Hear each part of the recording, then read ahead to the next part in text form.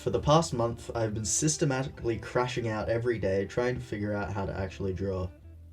Yeah, that looks atrociously mid. Now, I've been working on my game for about 8 months now, on and off, and for this entire time, the game has looked like this. As you can see, this is a visual masterpiece, but it could use some improving.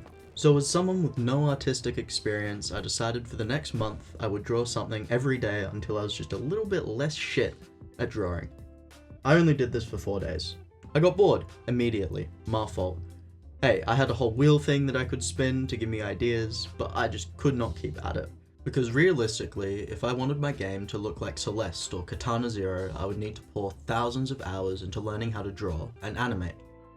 And for me, I want my game to come out this decade. So where do we go from here?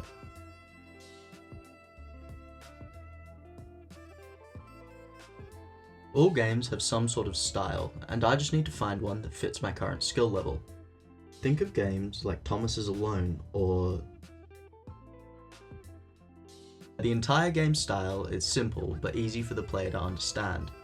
I'm not trying to make a visual masterpiece where every screenshot can be put next to the Mona Lisa. I am not the Da Vinci of pixel art, I am just one guy, and I just want to make a game. Now, in order to figure out the sort of style I wanted to go for, I thought backgrounds would be a good place to start. For most of the game, I want to stick to very dulled and subdued colours. However, I have no idea what colour theory is, so I just ripped a colour palette off the internet. Thank you, random person. Eventually, I settled on this. I think this looks fine, and now I just need to add the background to the game and... I mean, I think it looks okay. There's...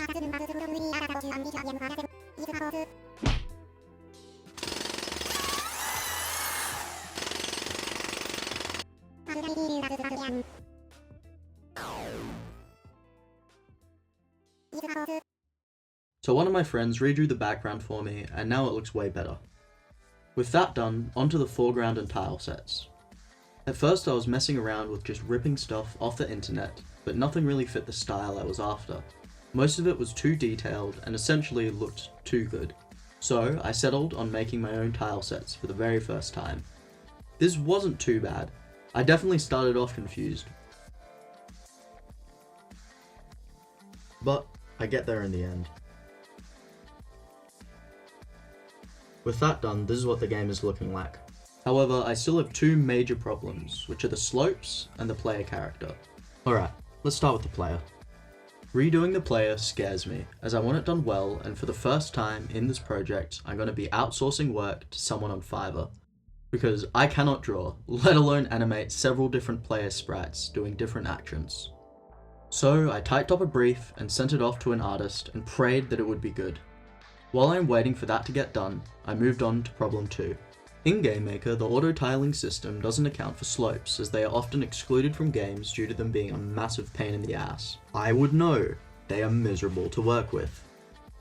Because of this, for every single slope in the game, I need to make a unique asset for the top, middle, and ends of the slope. But it's not that big of a deal, right?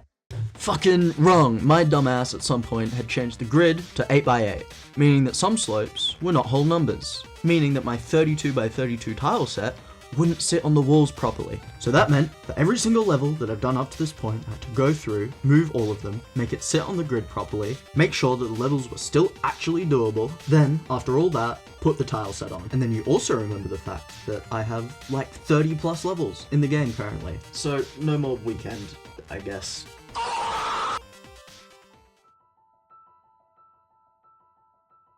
Alright, well, this is me fucking redoing all of the levels at like, what, 10,000 times speed?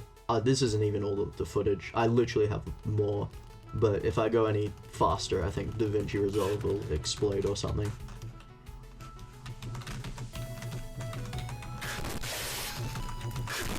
Oh yeah, in between me actually like repainting all the levels with the tile set, I made 2 different tile sets that will essentially just make the game look a little nicer, as well as adding in some water, but I did just steal the code for the water, so if you're wondering what the water does, it kills you.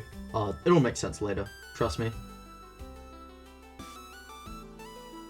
Oh yeah, also the slopes were really fucking annoying, because even after I like went through everything and put everything into the grid, I still had to draw a ton of different slope variants. These are all the different variants I need.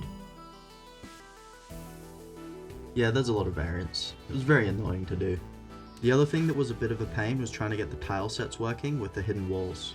Throughout the game, there are these sections which are hidden that have collectibles behind them, or shortcuts. Originally, I just had an object that would change its opacity if the player overlapped with it, but having an object wouldn't work with the tile sets because they wouldn't mesh properly. So I spent a whole day trying to figure out how to get that working. It turned out really well though, and I also stole the code.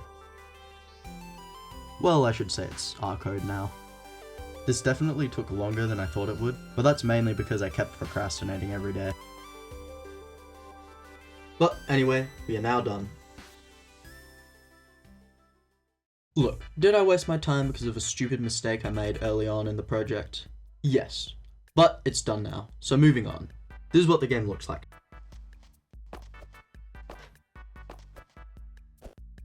Now, the more observant of you may have noticed that the player character is looking a little different. Instead of our cube jit, we have little fire jit. Now, I lied to you earlier. I was originally going to get an artist on Fiverr to do all the sprites, but at the last second, I changed my mind. So in the end, I decided to just tank it and learn how to do some animation.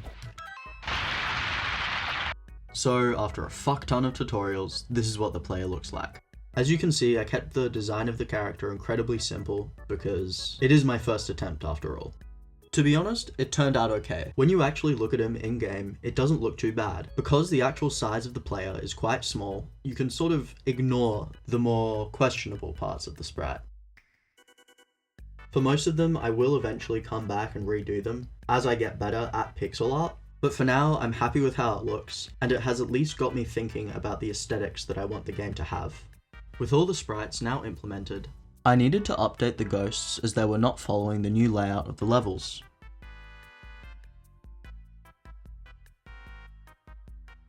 The final change I made was changing the UI to orange, as well as changing the bars to vertical, because before the player would sometimes end up behind the UI.